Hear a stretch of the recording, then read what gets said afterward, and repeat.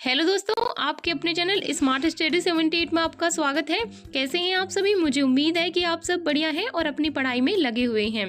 आज मैं लेकर आई हूं आपके लिए सीटीपी की क्लास, जो मोस्ट इम्पोर्टेंट क्वेश्चन कराने वाली हूं। ये आपका प्रैक्टिस सेट 1 रहने वाला है, तो क्लास से जुड़ जाइए सभी। और जो भी इस चैनल पे नए हैं तो प्लीज सब्सक्राइब जरूर कर लें। तो आइए क्लास स्टार्ट करते हैं। अब दोस्तों, यहाँ से आपके क्वेश्चन स्टार्ट होते हैं, तो चलिए पहले क्वेश्चन देखते हैं। क्या कहता है पहला क्वेश्चन?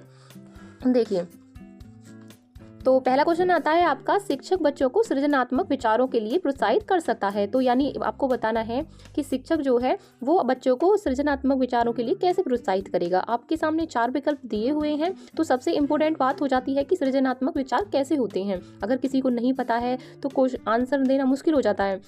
तो पहले तो पता होना चाहिए कि क्या होता है। तो सृजनात्मक सोच विचार क्या होता है, तो इसे बोलते हैं जैसे कि कुछ नई चीज़ बनाना बच्चों के लिए, यानी कि बच्चे नई नई तरीके से नई नई चीज़ बनाते हैं, तो उसे सृजनात्मक सोच भी कहते हैं, विचार भी कहते हैं। उनके माइंड में यानी कि जो नए नए विचार आते हैं ना कि इससे ये बन जाएगा, वो होती है आपकी सृजनात्मक सोच।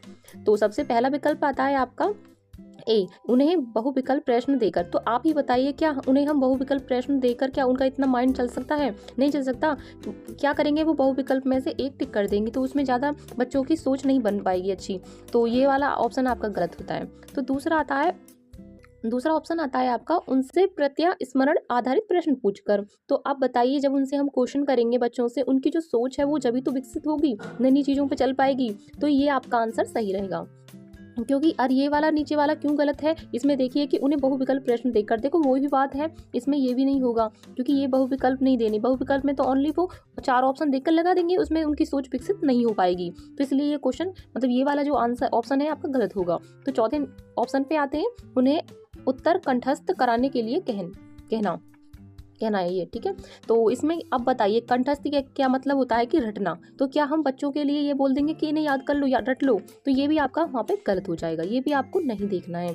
तो बच्चे जितने सृजनात्मक विचार करेंगे उससे उनका ज्ञान स्थायी होगा और नए नए कार्यों को कर पाएंगे। तो इसका करेक्ट आंसर आपका बी रहेगा। अब चलते हैं नेक्स्ट क्वेश्चन पर। नेक्स्ट क्वेश्चन क्या कहता है? तो अब आता है आपका पियाजे और वाइगोत्स्की। तो आपने पढ़ा होगा, बहुत ही इंपॉर्टेंट टॉपिक है आपका ये। देखिए, बहुत इंपॉर्टेंट टॉपिक है आपका, इसे तो आप छोड़ना ही नहीं है आपको एग्जाम में। तो देखिए, पियाजे और वाइगोत्स्की के अनुसार एक रचनात्मक कक्ष में अधिगम कैसे होता है, बताइए आप।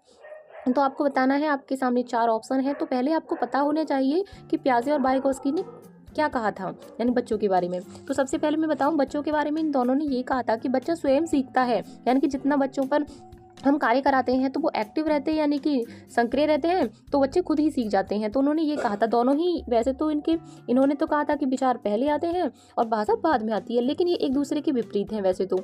लेकिन अब वाइगोत्स्की ने क्या कहा था? उन्होंने कहा था कि भाषा पहले आती है और विचार बाद में आते हैं। तो बस इस चीज़ से अलग है, बाकी इनकी जो सोच थी वो एक जैसी है। उन्होंने कहा था बच्चा जब भी यानी कि एक्टिव रहेगा जब वो खुद करके सीखेगा। तो इसमें ऑप्शन 4 आपके ऑप्शन दिए हुए हैं, तो पढ़ के बताइए आप। तो पहला ऑप्शन आता है आपका, शिक्षार्थी द्वारा स्वयं सृजित किया जाता है और जो एक सक्रिय भूमिका निभाते हैं। तो सही बात है। तो उन्होंने कहा था कि बच्चा जो सीखता है वो खुद ही एक्टिव होकर सीखता है। तो इसका करेक्ट आंसर आपका यही रहने वाला है, पहला ही। तो नीचे देखते हैं, नीचे क्यों गलत है, इसका भी आंसर हमको पता होना चाहिए कि क्यों गलत है पेपर में। तो दूसरा ऑप्शन आता है आपका, शिक्षक द्वारा पुनर्विलन किया जाना। यानी देखो, पुनर्विलन की जो बात थी वो इन्होंने नहीं की थी, वो की थी स्किनर ने। और भी हैं जिन्होंने इस पर बल दिया है, तो ये वाला ऑप्शन नहीं होगा। उद्दीपन और अनुक्रिया से जोड़ से होता है, तो ये भी उद्दीपन और अनुक्रिया की बात उन्होंने नहीं की थी। तो अब चौथा ऑप्शन आता है आपका, शिक्षक द्वारा लिखवाया जाता है तथा शिक्षार्थी निष्क्रिय प्राप्तकर्ता होता है। देखो ऐसे, देखो अगर जहाँ भी आपको वहाँ पर ऐसा एग्जाम में अगर निष्क्रिय चीज़ आए ना, तो वो तो वैसे भी गलत कर देना, क्योंकि बच्चे को निष्क्रिय नहीं कराना। ये वाला ऑप्शन जो होता है ना, ये वाला गलत होता है, क्योंकि निष्क्रिय, देखो बच्चा पहले सक्रिय होना चाहिए सीखने के लिए, तभी तो सीख पाएगा। अब एक्टिव ही नहीं रहेगा तो कैसे सीखेगा? तो ये ऑप्शन भी आपका गलत हुआ। तो ए इसका करेक्ट आंसर है। मुझे उम्मीद है कि आपका भी ए आ रहा होगा। तो अब चलते हैं तीसरे नंबर क्वेश्चन पर। अब आता है तीसरा नंबर क्वेश्चन। तीसरा नंबर क्वेश्चन क्या कहता है? तीसरे नंबर क्वेश्चन पे आता है हमारा, रचनात्मकता क्या है। तो रचनात्मकता क्या होती है, इसके बारे में पता होना चाहिए। देखो, रचनात्मकता क्या होती है, वो होती है जैसे कि कोई चीज़ होती है, उसके नए नए तरीके ढूंढना। यानी बच्चे को कुछ चीज़ दे रखी है, तो उसके एक जैसे समस्या दे दी, कोई समस्या के अनेक प्रकार के नए नए समाधान ढूंढना। ओनली ऐसा नहीं है कि एक ही चीज़ पर निर्भर रहना, बच्चे नए नए तरीके ढूंढकर उस समस्या का जो समाधान करते हैं नई नई चीज़ों से, तो वो रचनात्मकता होती है। तो इसमें आपको बताना है कि रचनात्मकता क्या होती है। तो बताइए, बिना बोर हुए किसी कार्य को बार बार करने की क्षमता। देखो बिना बोर हुए, अब ऐसा थोड़ी है कि काम को बार बार किया जाएगा, तो वो रचनात्मकता नहीं होती है। अंकों के अनुक्रमों को याद करने की क्षमता। देखो जहाँ भी याद करना आए तो वैसे भी गलत हो जाएगा आपका, याद रखना, क्योंकि ये मैंने कीवर्ड भी आपको कराए हुए हैं। जिसने भी क्लास नहीं देखी है वो कीवर्डों की उन्हें एक बार जरूर देख ले, ताकि आपकी कन्फ्यूजन दूर हो सके। ठीक है, अब नीचे आता है तीसरा ऑप्शन, कुछ ऐसा बनाना या खोजने की क्षमता जो मौलिक हो। देखो जहाँ भी आपको, मैं बता रही हूँ, जहाँ भी आपको खोजना वगैरह दिख जाए ना, तो ये सोच लो वो पॉजिटिव है, यानी कि वो मतलब सही माना जाएगा वहाँ पे। तो यही आपका ऑप्शन होगा। तो क्यों बच्चे ऐसे बनाए, यानी खुद ही खोजे नई नई चीज़ों को, तो वो रचनात्मकता ही होती है, जो अपनी ओर से नई नई चीज़ों को खोजते हैं, किसी समस्या का समाधान करते हैं, खुद ही करके सीखते हैं, वो आपका रचनात्मकता होती है। ठीक है, तो सी इसका करेक्ट आंसर है। अब देखो नीचे वाला करेक्ट क्यों नहीं है, इसके बारे में भी तो पता होना चाहिए। तो अभिसारी सोच करने की क्षमता। देखो अभिसारी जो सोच होती है, दो सोच होती है, एक अपसारी सोच होती है। तो अभिसारी सोच जो होती है वो होती है आपकी, जैसे कि मैं मान लूँ एक समस्या है हमारे पास एक समस्या है, ओनली इसका जो समाधान होगा एक ही होगा। ये तो हो गई हमारी अभिसारी सोच। क्या बच्चों को ऐसे सिखाना है कि एक समस्या को एक तरीके से ही करो, तो इसलिए ये गलत है आपका। तो यहाँ अगर अपसारी सोच होती, तो अपसारी सोच का मतलब होता है कि एक समस्या है तो उसके अनेक समाधान मिलते हैं, वो अपसारी सोच होती है। ठीक है, जहाँ अपसारी सोच होती है वो आपका पॉजिटिव माना जाएगा, वो आपका सही भी होगा। लेकिन यहाँ अभिसारी सोच है तो ये गलत हो जाएगा आपका। ठीक है, ये वाला भी गलत है आपका, और इसमें बोर बिना हुए या बार बार रिपीट होना, ये चीज़ गलत होती है, नेगेटिव में आती है, तो ये आपकी रचनात्मक नहीं है। तो आपका करेक्ट आंसर आपका सी रहेगा। अब चलते हैं नेक्स्ट क्वेश्चन पर। ठीक है, अब चलते हैं नेक्स्ट क्वेश्चन। अब आता है आपका पियाजे। चौथा ऑप्शन आता है आपका, पियाजे के अनुसार संज्ञानात्मक विकास के किस चरण पर बच्चा वस्तु स्थायित्व को प्रदर्शित करता है। देखो संज्ञानात्मक जो दिया था वो जीन पियाजे ने दिया था, इतना तो सभी को पता होगा, मुझे बताने की भी आवश्यकता नहीं है क्योंकि इसमें लिखा भी हुआ है। देखो संज्ञानात्मक विकास का जो वो किया था वो पियाजे ने किया था, उसमें जो चरण दिए हुए थे उसमें 4 चरण है। तो पहला चरण जो आता है आपका ये आता है, दूसरा चरण है आपका, लाइन से दे रखे हैं वैसे तो उल्टे, ये चौथा चरण है। तो इसमें पूछा है कि इसमें वस्तु स्थायित्व कैसे होता है, तो किस उम्र में होता है ये पूछा है इसमें। तो कौन सी अवस्था है इसकी, वस्तु स्थायित्व क्या होता है। वस्तु स्थायित्व होता है जैसे कि किसी बच्चा होता है ना, जैसे कोई गुड़िया होती है, कोई लड़की होती है ना छोटी सी, तो वो गुड़िया को एक सजीव मानती है, उसे लगता है कि वो खाना भी खा सकती है, वो चल भी सकती है, उसे ऐसा लगता है। तो किस उम्र में लगता है, तो आपको बता दूं, अगर कोई चीज़ हम बच्चे की छिपा देते हैं तो वो ढूंढने लगता है, उसे लगता है कि ये यहीं पे रखी हुई है। तो ऐसा वस्तु स्थायित्व वो होता है जो सजीव को भी निर्जीव को भी सजीव मानते हैं, वो होता है वस्तु स्थायित्व। तो ऐसी अवस्था कौन सी में हो सकती है, देखो ये जो अवस्था होती है ये भी नहीं होगी, और ये भी इसमें नहीं है, क्योंकि इसमें हमें बच्चे जो होते हैं वो सोचने लग जाते हैं। ये सबसे छोटी होती है, ये तो बिल्कुल भी नहीं है। तो आपकी करेक्ट आंसर आपका पूर्ण संक्रियात्मक अवस्था होगी, यानी चरण होगा, ये आपका रहेगा। अब चलते हैं नेक्स्ट क्वेश्चन पर। नेक्स्ट क्वेश्चन भी आपका पियाजे का ही है। बताइए 5वें क्वेश्चन क्या कहता है कि जीन पियाजे लिख लेना आप। जीन पियाजे की विकासात्मक अवस्थाओं को किस क्रम में प्रतिपादित किया है। तो आप बताइए, जीन पियाजे की जब सबसे ऊपर देखी थी आपने, ये चौथा वाला क्वेश्चन देखा था, उसमें लाइन से मैंने बताया है कि कौन सी अवस्था कौन सी है। तो बताइए, इसलिए चारों ऑप्शन को दिखा देती हूँ, इसमें आपको पता नहीं चल रहा। अब देखिए, अब बताइए कौन सा इसका करेक्ट आंसर है। देखो सबसे पहले आती है, पहला ऑप्शन आता है आपका पूर्ण संक्रियात्मक अवस्था। देखो पूर्ण संक्रियात्मक अवस्था से आपकी पियाजे की अवस्थाएं शुरू नहीं होती हैं, ये पहले ही ऑप्शन इसका गलत हो जाता है। तो देखो अब आप यहाँ पर देखिए, पूर्ण सिम नहीं होती है ना ही मूर्ण संक्रियात्मक, ये दोनों ऑप्शन आपकी गलत हो जाते हैं। अब रही इनकी, तो इनमें आपको देखना है।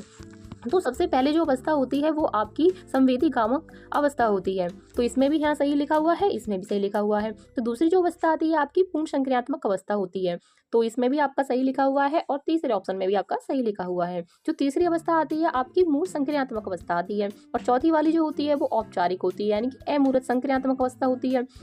तो कौन सा ऑप्शन इसका सही है, तो इसमें आपका औपचारिक दे रखा है तीसरा वाला, तो इसमें ये आपका गलत हो जाएगा। सी इसका करेक्ट आंसर है। चारों अवस्था इसमें सही लगी हुई है, क्रम से लगी हुई है, तो इसका करेक्ट आंसर आपका सी रहेगा। और इसमें क्रम से ही पूछा है, तो फिलहाल इसका करेक्ट आंसर यही है। अब चलते हैं नेक्स्ट। अब आते हैं छठे क्वेश्चन पर। छठा क्वेश्चन क्या कहता है, देखिए, निम्न में से कौन सा प्रश्न विश्लेषणात्मक चिंतन को बढ़ावा देता है। तो विश्लेषणात्मक चिंतन क्या होता है कि वो ही है कि आपका जिसमें हमारे समाधान यानी कि खोज सकें, वो ही है कि हम जिसमें हम अच्छी तरह से चिंतन कर सकें, एक के साथ अनेक बार चिंतन कर सकें, यानी कि सही तरीके से चिंतन कर सकें। तो अब बताइए कि इसमें ज़्यादा चिंतन हो रहा है इन चारों ऑप्शनों में से। बताइए भारत की राजधानी, अगर आपसे पूछे कोई भारत की राजधानी बताइए तो आप झट से बता दोगे। ये तो आपका ज़्यादा चिंतन मतलब करने वाला है ही नहीं, इसमें कोई चिंतन करोगे आप? ये तो रट्टा मार होती है ना, रटने की चीज़ होती है। याद कर लिया एक बार, फिर से बता देंगे। भारत में कितने राज्य हैं, ये तो बेसिक से ही बता देंगे आप। ये भी आपका ज़्यादा दिमाग लगाने वाली बात है नहीं। भारत की कुल जनसंख्या कितनी है, तो देखो जनसंख्या भी आप आसानी से ये आपकी रटा मार के ही बता सकते हैं। तो ये भी आपकी रटने वाली चीज़ है, ये भी गलत है। तो चिंतन कहाँ हो सकता है बताइए? यहाँ पर चिंतन करने की क्या आपको आवश्यकता है? आप खुद सोचिए, नहीं है ना। तो आप बताइए भारत में जनसंख्या वृद्धि के विभिन्न कारण क्या हैं। अब आपसे पूछे कोई, ये जो जनसंख्या बढ़ रही है भारत में, उसका क्या कारण है, तो ऐसा तो है नहीं कि खाली एक ऑप्शन यानी कि एक वर्ड में आप बता दोगे कि ये कारण है। तो कुछ बच्चे अलग तरीका से बताएंगे और कुछ बच्चे अलग तरीका से बताएंगे। ऐसा नहीं है कि एक ही बच्चा यानी कि कुछ सारे बच्चे एक जैसा बता देंगे। देखो इसमें तो सारे बच्चे एक जैसे बताएंगे, इसमें कोई अंतर नहीं आएगा, लेकिन इसमें जब बताएंगे तो सबकी सोच अलग अलग चलेगी। तो इसलिए इसका करेक्ट आंसर आपका डी रहेगा, क्योंकि इसमें चिंतन हो रहा है, यानी कि हर एक बच्चा अपनी ओर से चिंतन करेगा। तो चिंतन वाला क्वेश्चन सिर्फ यही बनता है। अब चलते हैं 7वें नंबर क्वेश्चन पर। 7वां नंबर क्वेश्चन क्या कहता है, प्रतिभाशाली शिक्षार्थी हैं। तो प्रतिभाशाली शिक्षार्थी कौन होते हैं बताइए? तो अभी मैं बता के आ रही हूँ कि कौन सी सोच सही मानी जाती है। पहला ऑप्शन आता है आपका बहिर्मुखी। देखो बहिर्मुखी जो दी थी वो तो युंग वगैरह ने दी थी, वो अवस्थाएं व्यक्तिगत की, तो इसमें तो आती नहीं है। तो अभी सारी चिंतक लिखा हुआ है, आप चिंतन लिख लेना, ठीक है, आप चिंतन लिख लेना। और अभी सारी सोच मैंने बताया था पॉजिटिव नहीं होती है, इसमें एक ही समस्या के एक ही समाधान होता है, बस इतना सोच लो। अभी सारी सोच सही होती है क्योंकि एक समस्या के अनेक समाधान किए जा सकते हैं, जहाँ भी आपकी अभी सारी सोच हो वो आपका पॉजिटिव माना जाता है और सही भी माना जाता है। तो इसका करेक्ट आंसर आपका सी रहेगा, क्योंकि बहुत प्रतिभाशाली परिश्रमी नहीं होता है इतना, क्योंकि वो उसकी जो सोच होती है वो अभी सारी सोच जब बनती है उसकी, जब वो नई तरीके यानी एक समस्या का अनेक समाधान निकाल सकता है, वो आपकी अभी सारी सोच होती है। तो इसका करेक्ट आंसर आपका सी रहेगा। अब चलते हैं नेक्स्ट। 8वां क्वेश्चन आता है आपका, मूल्यांकन असेसमेंट का मुख्य उद्देश्य होना चाहिए। यानी कि आपका मूल्यांकन का क्या उद्देश्य होता है, यानी कि मूल्यांकन का मतलब होता है जैसे आपकी जांच, यानी कि आपके जो एग्ज़ाम वगैरह होते हैं तो आपका वहाँ पर आपकी मूल्यांकन तो होता है, यानी कि आपने क्या पढ़ाई की क्या नहीं, तो इस वजह से उसे बोलते हैं मूल्यांकन। तो आप बताइए इसका करेक्ट आंसर कौन सा है, उसका क्या उद्देश्य होता है, क्यों हमारे ये टेस्ट वगैरह होते हैं, क्यों होते हैं हमारे ये, बताइए। तो इसका ऑप्शन आता है पहला, शिक्षार्थियों की उपलब्धि को मापना, यानी कि बच्चे ने कितना सीखा कितना नहीं, ये चीज़ मापना।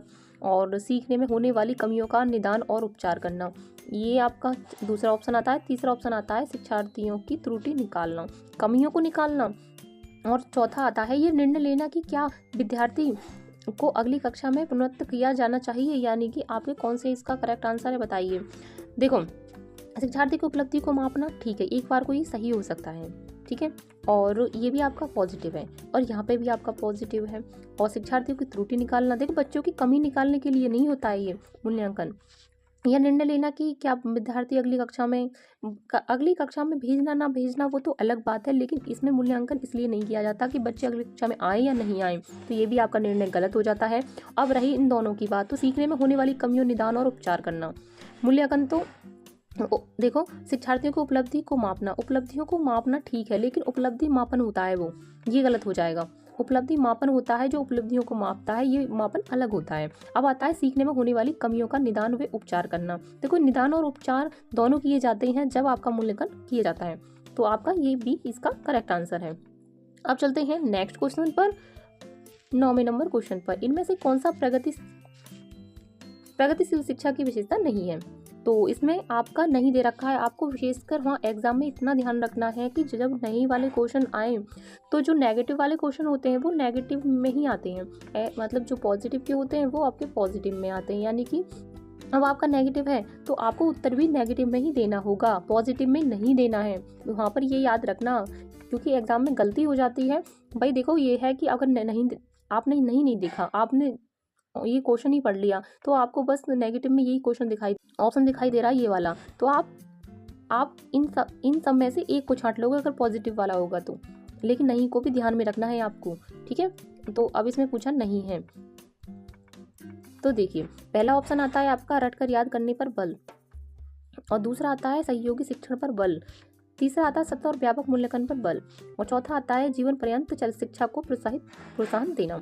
तो 4 ऑप्शन आपके आते हैं, तो इनमें से आपको बताना है कि इनमें से कौन सा प्रगतिशील शिक्षा की विशेषता नहीं है। तो कौन सी शिक्षा नहीं है प्रगति, यानी कि आगे शिक्षा, जो हमारी शिक्षा में हमारी जो प्रगति करती है वो ऐसी कौन सी चीज़ नहीं है। तो बस हमारी ए ऑप्शन नहीं है, क्योंकि रट कर याद करना हमारी यानी प्रगतिशील शिक्षा में नहीं आती है, क्योंकि रटना जो होता है वो एक नेगेटिव वर्ड है और आपका रटना सही नहीं माना जाता, इतना ध्यान रखना।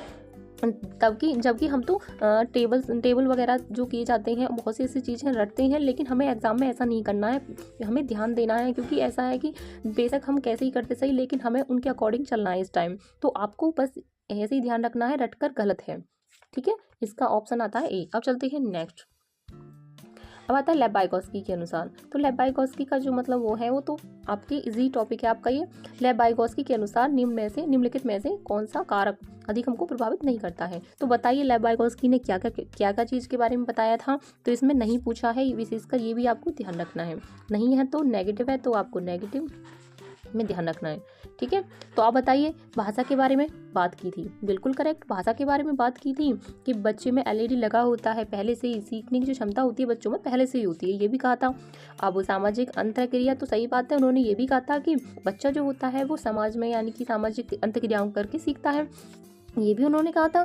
और इसमें आता है अब तीसरा, अनुक्रिया उद्दीपन संबंध। अनुक्रिया उद्दीपन के बारे में तो उन्होंने बात नहीं की थी, ये उद्दीपन के बारे में बात नहीं की थी, तो नहीं पूछा है, तो इसका करेक्ट आंसर आपका सी रहेगा। और डी क्यों नहीं है, डी के बारे में भी उन्होंने बात की थी। डी के बारे में कहा था कि बच्चों को पाड़ यानी कि पाड़ मछाल देनी चाहिए, पाड़ बोलते हैं और मछाल भी बोलते हैं, क्योंकि ऐसा होता है कि थोड़ा बहुत बच्चों को सहायता दे दे जैसे किसी भी कार्य में तो वो करने लग जाता है, तो उन्होंने पाड़ मछाल के बारे में भी बात की थी। तो अनुक्रिया और उद्दीपन के संबंध में उन्होंने कोई बात नहीं की थी और नहीं पूछा है, तो इसका करेक्ट आंसर आपका सी रहेगा।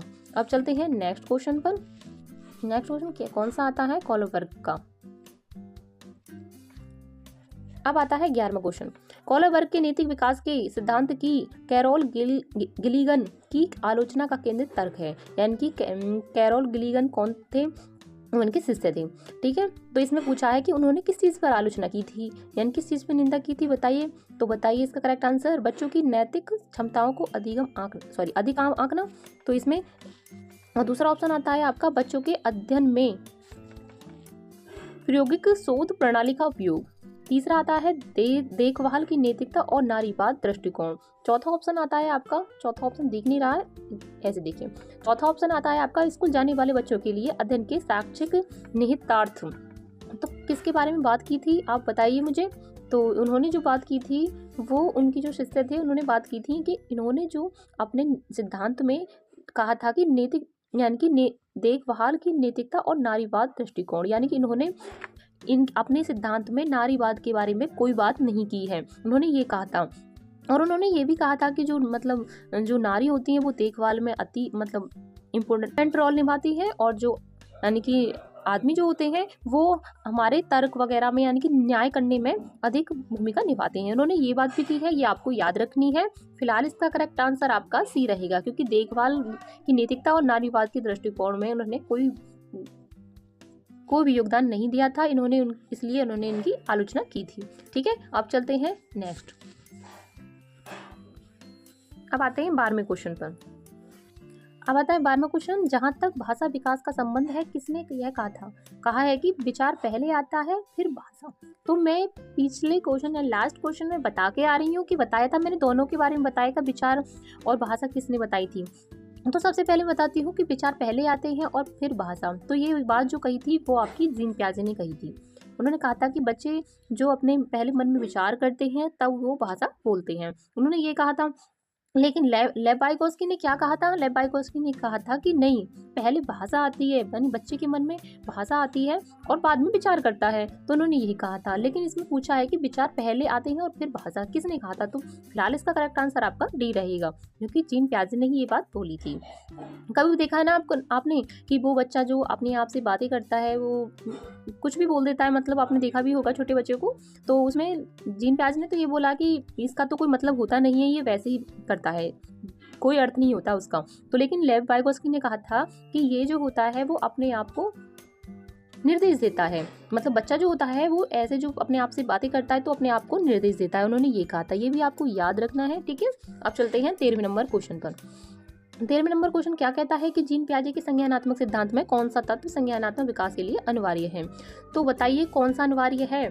तो जीन पियाजे ने किसके बारे में बात की थी? मैंने आपको बताया है कि जीन पियाजे ने कहा था कि जो बच्चा है वो अपने आसपास के वातावरण से सीखकर, मतलब अच्छा सीखता है। जो बच्चा सक्रिय होता है, एक्टिव होकर सीखता है, उसे बच्चों का जो ज्ञान होता है वो स्थायी होता है। जो बच्चों को, यानी कि एक नन्ना वैज्ञानिक भी कहा है जीन पियाजे ने, ये भी आपको ध्यान रखना है। तो इसमें 4 ऑप्शन पूछे हैं। तो संज्ञानात्मकता, हाँ, अब आता है आपके 4 ऑप्शन आते हैं इसमें। वातावरण का अवलोकन, और फिर आता है आपका आसपास के परिवेश की सक्रिय खोजबीन, बड़ों के द्वारा पुनर्बलन, उद्दीपन और सक्रिय का अनुबंधन। तो आपको मैंने पहले भी बता चुकी हूँ कि उद्दीपन के बारे में उन्होंने कोई बात नहीं की थी, ना ही पुनर्बलन के बारे में कोई बात की है। रही बात इसकी, तो वातावरण का अवलोकन और जो आता है वातावरण का अवलोकन, तो इसलिए ये नहीं है क्योंकि खाली वातावरण को देखना ही काम नहीं चलेगा।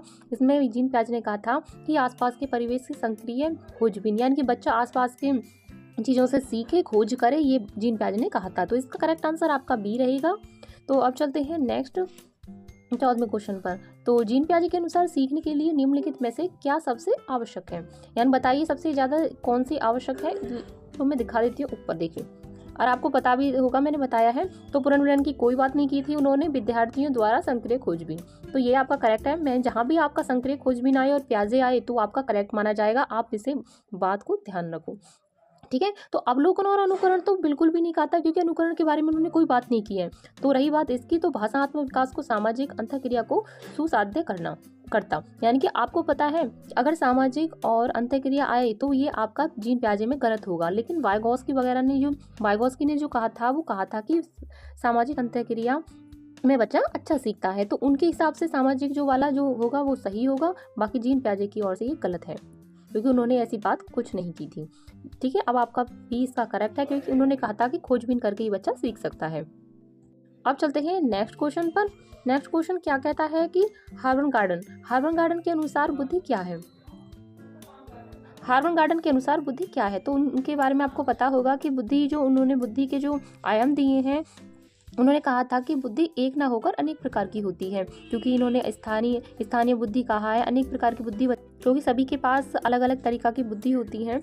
तो इसमें पूछा है कि इनके अनुसार बुद्धि कौन सी है, तो यानी क्या है? तो व्यवहार में संक्रात्मक परिवर्तन, तो व्यवहार में परिवर्तन नहीं होता, संक्रात्मक नहीं होता है, और कई विशिष्ट क्षमताओं का एक समूह है। सही बात है, यानी कि उन्होंने कहा था कि बहुत सारी बुद्धि होती है, उनकी जो अनेक प्रकार की जो बुद्धि होती है उनका एक समूह होता है, यानी सभी बुद्धि अलग अलग होती है, उनका एक समूह बन जाता है। मतलब ऐसी बुद्धि नहीं, किसी में स्थानीय बुद्धि है, किसी में भाषाई बुद्धि है, अनेक प्रकार की बुद्धि बताई है इन्होंने। तो इन्होंने कहा था कि कई विशिष्ट क्षमताओं का एक समूह है, यानी कि बहुत सारी, यानी कि हमारी जो योग्यताएं होती हैं उनका एक समूह होता है बुद्धि। ये इसका करेक्ट है, क्योंकि मूल उत्पादन करने की क्षमता नहीं है। और चौथा ऑप्शन आता है व्यवहार में नकारात्मक तो वैसे भी गलत हो गया, क्योंकि नेगेटिव में तो ये आ ही रहा है, तो वैसे भी गलत है। तो इसका करेक्ट आंसर आपका बी रहेगा। अब चलते हैं नेक्स्ट क्वेश्चन पर, 16वें क्वेश्चन पर चलते हैं। कॉलरबर्ग के अनुसार सही और गलत की प्रश्न के बारे में निर्णय लेने में शामिल चिंतन प्रक्रिया को कहा जाता है? तो बताइए कहा जाता है, ठीक है, इसे सही कर लेना। ऑप्शन नहीं दिख रहा है, यहाँ से देखिए, यहाँ से। अब बताइए, तो अब मैं आपको बता देती हूँ कि सही और गलत का निर्णय लेना और हमारे जो दिमाग में जो चिंतन करते हैं उसे क्या कहते हैं? तो उसे हम नैतिक तर्कना कहते हैं। ये इसका सही है, क्योंकि नैतिक दुविधा क्या होती है? नैतिक दुविधा होती है कि अगर हमारी कोई समस्या आ जाती है उसमें हम सही और गलत का निर्णय नहीं ले पाते। सही और गलत का निर्णय नहीं ले पाते हैं, ये हमारी नैतिक दुविधा होती है। जिसमें हम सही और गलत का निर्णय ले लेते हैं वो हमारी नैतिक तर्कणा होती है। ठीक है, तो इसमें क्या पूछा है? इसमें पूछा है आपका सही और गलत के प्रश्न के बारे में निर्णय लेने की चिंतन प्रक्रिया, यानी कि निर्णय ले लेते हैं। जहाँ निर्णय लिया जाता है वो आपका नैतिक तर्कणा होती है, तो ये इसका करेक्ट आंसर है। अब चलते हैं नेक्स्ट 17वें क्वेश्चन पर। 17वां क्वेश्चन क्या कहता है कि समकालीन शिक्षा की नीतियां जैसे नई शिक्षा नीति 2020 का प्रस्ताव है कि सीखना खालिस्तान होना चाहिए, यानी ... होना चाहिए। तो बताइए, जो हमारी नई शिक्षा नीति है उसके अनुसार हमारा जो सीखना है वो कैसा होना चाहिए? अनुभवात्मक होना चाहिए, परीक्षा उन्मुख होना चाहिए, स्मरण आधारित होना चाहिए, पाठ्य पुस्तक केंद्रित होना चाहिए। तो देखो, ये जो होता है पाठ्य पुस्तक पर तो बिल्कुल भी आधारित नहीं करना किसी चीज़ को, ये यहाँ पर गलत है। और स्मरण आधारित भी नहीं करना, स्मरण का मतलब रट्टा मानना है। कहने का मतलब ये है कि हम किस चीज़ को रटते हैं, तो रट्टा मानने के बारे में NEP 2020 ने नहीं कहा है। ठीक है, और परीक्षार्थी यानी कि परीक्षा के बारे में भी नहीं कहा है। उन्हें तो ओनली ये कहा है कि जो बच्चा है वो बाहरी दुनिया से सिखाया जाए, यानी कि अनुभव से सिखाया जाए। तो इसका करेक्ट आंसर आपका कौन सा रहेगा? ए इसका करेक्ट आंसर है, क्योंकि बच्चे को जो सिखाना है वो अनुभव से सिखाना है, रट्टा नहीं मरवाना है। NEP में ध्यान रखना है, उन्होंने तो ये कहा है कि बाहर की दुनिया से जोड़कर सिखाओ, पाठ्यक्रम से नहीं। हमारा जो ज्ञान है वो पाठ्यक्रम से ही सीमित ना रह जाए, उन्होंने ये भी मना किया है। ठीक है, अब इसका करेक्ट आंसर आपका ये रहेगा। अब चलते हैं 18वें नंबर क्वेश्चन पर। अब चलते हैं, हाँ बताइए, निम्नलिखित में रणनीतियों में से कौन सी बच्चों के अर्थ निर्माण को बढ़ावा देती है, यानी अर्थ के निर्माण को बढ़ावा देती है। कहने का मतलब ये है कि आप ये बताइए कि यानी कि ऐसा कौन सा, इसमें 4 ऑप्शन हैं जो हमारे अर्थ निर्माण यानी कि बच्चे के जो नई मतलब कहने का मतलब ये है नई चीज़ों को बढ़ावा देती है, यानी जिससे बच्चों का चिंतन बढ़ता है, जो क्षमता होती है वो बढ़ती है। तो कौन सा है? अन्वेषण और परिचर्चा, और सूचनाओं का संचारण, और तीसरा आता है दर्शनात्मक साधनों का उपयोग करना, और एक रूप और मानकीकृत परीक्षण। तो देखो, जो ये मैंने नेगेटिव में कराया था, आपको ये याद हो तो, अगर किसी ने देखी होगी तो नेगेटिव पॉजिटिव वाली क्लास, तो वो मैंने इसमें नेगेटिव में करवाया था। नेगेटिव में तो करना ही नहीं है। और जहाँ भी हमारे दंड हो, देखो दंड भी आपका हमेशा गलत होता है। अगर पॉजिटिव में पूछा जाए तो ये भी आपका गलत होगा। और सूचना का संचरण, अब देखो सूचना थोड़ी इकट्ठी करनी है, सूचना इकट्ठी नहीं करनी है हमको, ये भी आपका गलत हो जाएगा। ये आपका इसलिए गलत है। और रही बात इसकी, तो अन्वेषण और परिचर्चा तो सही मानी जाती है। अन्वेषण का मतलब होता है किसी चीज़ की खोजबीन करनी। बच्चे से खोजबीन कराएंगे तो अच्छी बात है भाई, ये तो आप जानते हैं अच्छी तरह से। तो बच्चे से खोजबीन करना, परिचर्चा यानी कि बच्चों में समूह बनाकर जो चर्चा करते हैं उससे उनका ज्ञान स्थायी होता है और ज्ञान को बढ़ावा भी मिलता है। तो यही तो पूछा है कि अर्थ को निर्माण को बढ़ावा देना, यानी कि उनके जो ज्ञान है वो स्थायी करना और उनके ज्ञान में वृद्धि करना। किस चीज़ से हो सकती है? तो अन्वेषण और परिचर्चा से हो सकती है। तो इसका करेक्ट आंसर आपका ये रहेगा। अब ठीक है, अब चलते हैं 19वें नंबर क्वेश्चन पर। 19वें नंबर क्वेश्चन क्या कहता है कि एक समावेशी कक्षा में शिक्षक को क्या करना चाहिए। तो समावेशी मतलब कक्षा कैसी होती है? समावेशी मैं आपको बता दूं, समावेशी जो कक्षा होती है, समावेशी का मतलब होता है कि सभी को समान रूप से जो शिक्षा दी जाती है, जिसमें किसी चीज़ का भेदभाव नहीं किया जाता है, वो होती है आपकी समावेशी कक्षा। ठीक है, अब आपके 4 ऑप्शन आते हैं, तो आप बताइए समावेशी कक्षा के शिक्षकों को क्या करना चाहिए। तो हमारी समावेशी कक्षा है तो उसमें हमें शिक्षक द्वारा क्या करना चाहिए। अगर आप देखो, आप शिक्षक के रूप में सोचिए, आपको क्या करोगे उस टाइम समावेशी कक्षा में? बच्चों को अपाहिज बच्चा, मंद बुद्धि बच्चा आदि के रूप में वर्गीकृत करना चाहिए। तो आप ही बताओ, कोई अपाहिज बच्चा है और मंद बुद्धि बच्चा है, तो क्या आप उनको अलग अलग कर दोगे? क्या उनका वर्गीकरण कर दोगे? तो ये तो आपका गलत है। ठीक है, उनको अलग नहीं करना है।